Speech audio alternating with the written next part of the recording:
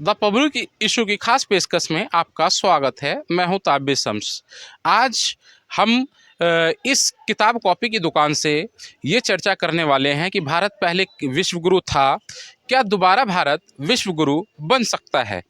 आज इस किताब कॉपी की दुकान से हमारा ये खबर चलाने का उद्देश्य ये है कि ये जो पढ़ाई लिखाई का सामान जिसके ज़रिए पेन हो, पेंसिल हो, जिसके बगैर किसी बच्चे का के ज़िंदगी के अंदर शिक्षा का अभाव होना बहुत ही मुश्किल होता है। ये पेन हो, पेंसिल हो, कॉपी हो, इसके ज़रिए ही किसी बच्चे को शिक्षा प्राप्त होती है। तो भारत पहले विश्व गुरु था, भारत ने विश्व को बहुत चीज़ें सिखाई थी। क्या भारत दोबारा विश्व गुरु बन सकता है? ये सवाल इस बढ़ती महंगाई में, इन पढ़ाई लिखाई के सामान के बढ़ते हुए रेटों के ऊपर ये सवाल खड़े होते हैं।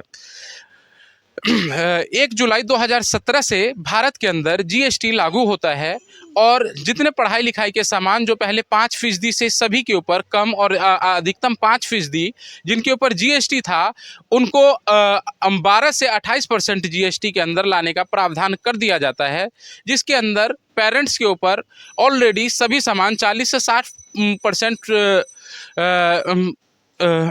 बढ़ने का बोझ बढ़ता है, महंगाई बढ़ती है। अब सवाल ये खड़े होते हैं, अगला सवाल ये खड़ा होता है कि अब जो केंद्र सरकार का नया बजट आता है, जिसके अंदर पढ़ाई लिखाई का जो पेन पेंसिल है और पेपर से ये कॉपी रजिस्टर और जो पेपर से बने सामान हैं, इन पे सरकार 12 से 18% जीएसटी कर देती है।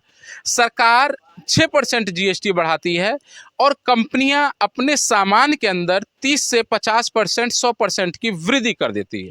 तो ये आज सवाल खड़े होते हैं कि क्या भारत इस तरह से जो पढ़ाई लिखाई का सामान है, भारत जो विश्व गुरु था वो आध्यात्मिकता के आधार पे था, शिक्षा के आधार पे था। आज इस तरह से बढ़ती महंगाई, सरकार के द्वारा बेतुका टैक्स, सरकार बार बार कहती है कि सर्व शिक्षा अभियान एक तरफ सरकार चलाती है कि सब पढ़े और दूसरी तरफ 18% का जीएसटी, और तीसरी तरफ बात ये आती है कि कंपनियों की बेतरीके से कि जो नटराज की पेंसिल है, इनके ऊपर जिन पे 400 एमआरपी थी उनको 500 एमआरपी कर दिया गया, जिन पे 500 एमआरपी थी उनको 600 एमआरपी कर दिया। जो 5 रुपये वाला पेन का पैकेट 25 रुपये का था, आज उसको 35 रुपये का कर दिया गया। जो 10 रुपये वाला पेन था उसको 12 रुपये का कर दिया गया। जो कॉपियाँ 20 रुपये की थी आज वो 30 रुपये में बिक रही है, 30 वाली 40 में और 40 वाले 50 में। जब कारण जानने की कोशिश की जाती है कि आखिर इस तरीके से कि वजह क्या है, तो पीछे से कारण ये दिया जाता है कि कच्चे माल का रेट बढ़ रहा है, पेपर के रेट 2 गुने हो गए हैं, तो हमारे पास कोई ऑप्शन नहीं बचता है।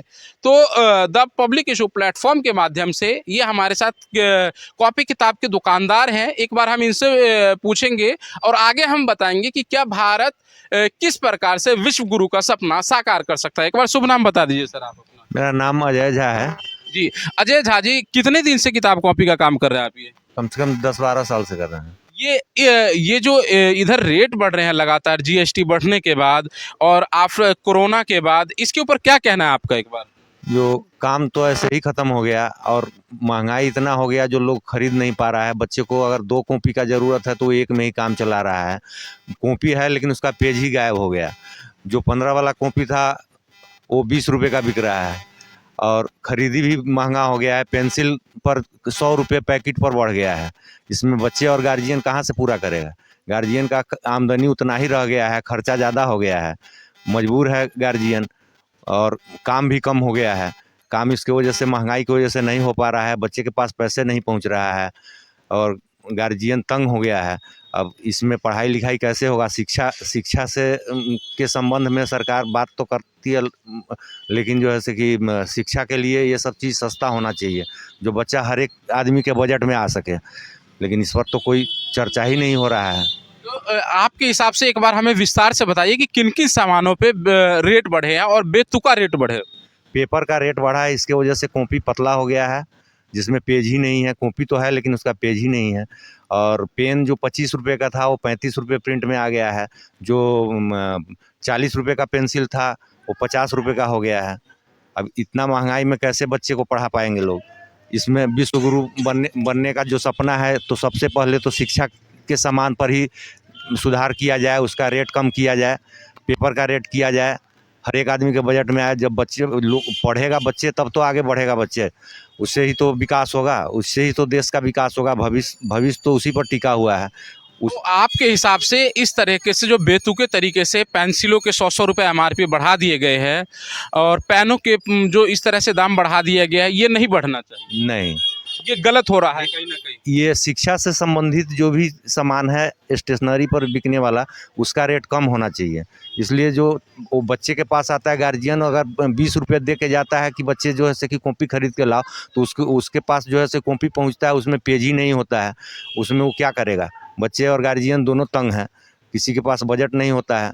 कोई गरीब आदमी है, कोई मजदूरी कर रहा है, सब तो पैसे ही वाला नहीं है, सब सर्विस करने वाला ही नहीं है। अब उसमें जो है से कि उससे काम में भी फर्क पड़ा है। तो ये थे हमारे साथ श्रीमान अजय झा जी, जो राजधानी दिल्ली के अंदर 10 साल से कॉपी कलम के खुदरा व्यापारी हैं और ये व्यापार कर रहे हैं। इनका भी यही कहना है कि सरकार के द्वारा एक तो GST लगाया जाना और कंपनियों के द्वारा, चाहे वो नटराज कंपनी हो, डोम्स कंपनी हो, सेल्लो हो, मॉन्टेक्स हो, जो भी ब्रांडेड कंपनी है, बेतुके तरीके से 20 से 50% का रेट बढ़ा देना एक चिंता का विषय है। आखिर एक तरफ तो हम भारत के अंदर सर्व शिक्षा अभियान की बात करते हैं कि सब पढ़े, बेटी बचाओ बेटी पढ़ाओ। दूसरी तरफ हम शिक्षा का अधिकार कानून लाते हैं कि सभी बच्चों को, 14 वर्ष के बच्चों को शिक्षा देना अनिवार्य हो गया। तो दूसरी तरफ जो शिक्षा से प्राप्त करने वाले आइटम्स हैं, वस्तुएं हैं, वो बेतुके तरीके से रेट बढ़ते जा रहे हैं, जिसकी वजह से एक गरीब परिवार, एक मध्यम परिवार शिक्षा से अछूता हो जा रहा है। तो ये सवाल खड़े होते हैं कि जिस शिक्षा के आधार पे जिस भारत ने विश्व को बहुत कुछ दिया, क्या वो आगे भी दे सकता है? ये सवाल खड़े होते हैं। हम आपके नॉलेज के लिए बता दें कि भारत ने विश्व को, गुरु से कहा जाता है जो सिखाता है, तो भारत ने विश्व को बहुत कुछ सिखाई। भारत के अंदर ही जिसके जो गणित है, शून्य जीरो जो होता है, उसका निर्माण हुआ आर्यभट्ट के द्वारा। साइंस का, जिसे हम विज्ञान कहते हैं, उसको भी भारत के अंदर खोजा गया। शतरंज की खोज भारत के अंदर हुई। अर्थशास्त्र चाणक्य के द्वारा खोजा गया। वायुयान का आविष्कार, जिसे हम एरोप्लेन कहते हैं, उसका आविष्कार भारत के अंदर हुआ। आयुर्वेद का आविष्कार भारत में हुआ। लेकिन ये सारे चीज़ों को देखते हुए आज ये जो शिक्षा को सबसे पहले सामान को GST के अंतर्गत लाया गया, उसके बाद बेतुके से पढ़ाई लिखाई के बढ़ते हुए सामान जो बढ़ रहे हैं, तो ये सवाल खड़े होते हैं कि क्या भारत दोबारा विश्व गुरु बन सकता है? बहुत मुश्किल लगता है, क्योंकि जब तक हमारे देश का एक एक बच्चा शिक्षा से नहीं जुड़ जाए, एक एक परिवार शिक्षित नहीं हो जाए, तो हम विश्व गुरु का कल्पना साकार नहीं कर सकते। तो सरकार को ये चाहिए कि कम से कम और सामान में ना सही, लेकिन शिक्षा के सामान को GST से बाहर रखा जाए।